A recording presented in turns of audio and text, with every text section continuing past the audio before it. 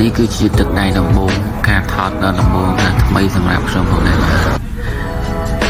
ទាំងការថតវីដេអូទាំងការកាត់តបញ្ចូលសំឡេងក៏ជាលើកដំបូងរបស់ខ្ញុំដែររីករាយទស្សនា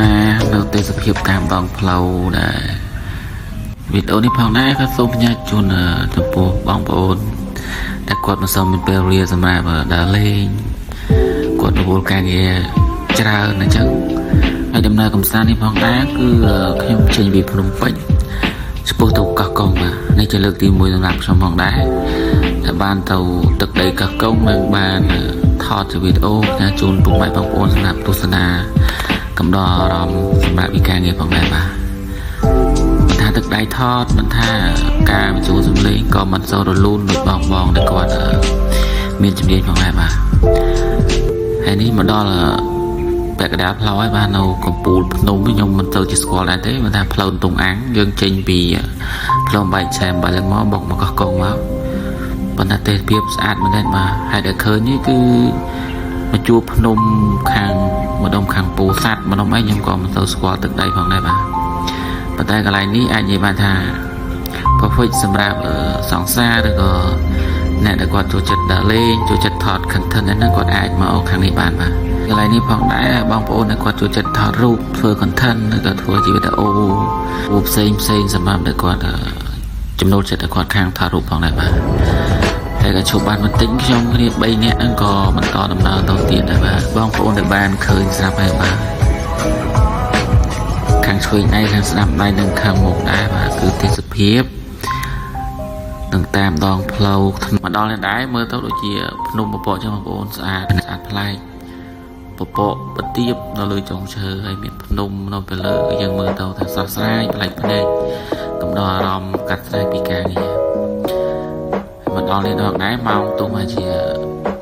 5 4ជាង75ហើយផងដែរបាទក៏ចាប់តាមងឹតតិចដែរហើយក៏ភ្លៀងអត់ជុំទេបងប្អូនអើយចាំពីចេញពីពេញទៅរហូតមកដល់នេះដែរគឺភ្លៀងអត់រាំងទេហើយស្ពាននេះផងដែរគឺវែងបងប្អូនខ្ញុំអត់ស្គាល់ច្បាស់ដែរប៉ុន្តែចេញពីទីរួមខេត្តឆ្ពោះទៅខាងកោះកុង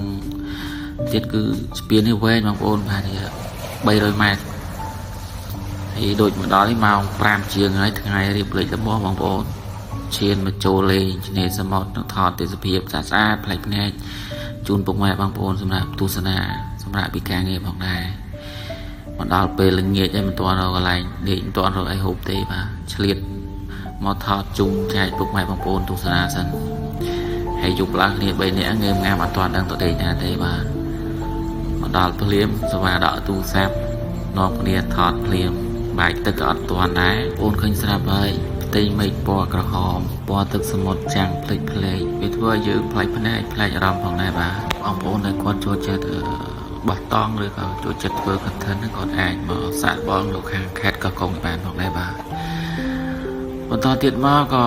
ម៉ោង6ពេលព្រឹកម៉ោង7ក៏នាំគ្នាមកបន្តនៅឆ្នេរដើម្បីថតវីដេអូចែកជូនពុកម៉ែបងប្អូនដែរបាទព្រឹកឡើងលុបទៅមុខហើយអត់មិនទាន់បានរកអីសម្បត្តិកាពះទេរកថតសិនពួកអីពួកខ្ញុំទៅនឹងសម្រាប់តែមួយយប់ទេព្រឹកឡើងនាំគ្នាមកវិញ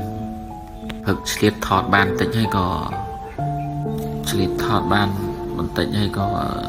នាំគ្នាទិញបាយទិញហូបយកមកអង្គុយហូបនៅមាត់ឆ្នេរអំណោយទេសភាពខ្យល់អាកាសបរិសុទ្ធហើយនេះក៏វីដេអូចុងបញ្ចប់ដែរសោះសូបាពេលព្រឹកហើយក៏នាំគ្នាត្រឡប់មកផ្ទះវិញផងដែរបាទសង្ឃឹមថាបងប្អូននឹងពេញចិត្តវីដេអូមួយនេះស្នាដៃថ្មីទឹកដីថ្មីសម្រាប់វីដេអូមួយនេះផងដែរបាទខុសឆ្គងកន្លែងណាសូមបងប្អូនកុំប្រកាន់អីព្រោះវាគឺជាថ្មីសម្រាប់ខ្ញុំក៏បទពិសោធន៍សម្រាប់ខ្ញុំ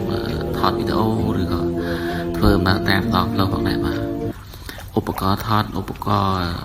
បញ្ចូលសំឡេងគឺខ្ញុំអត់មានគ្រប់គ្រាន់ដែរ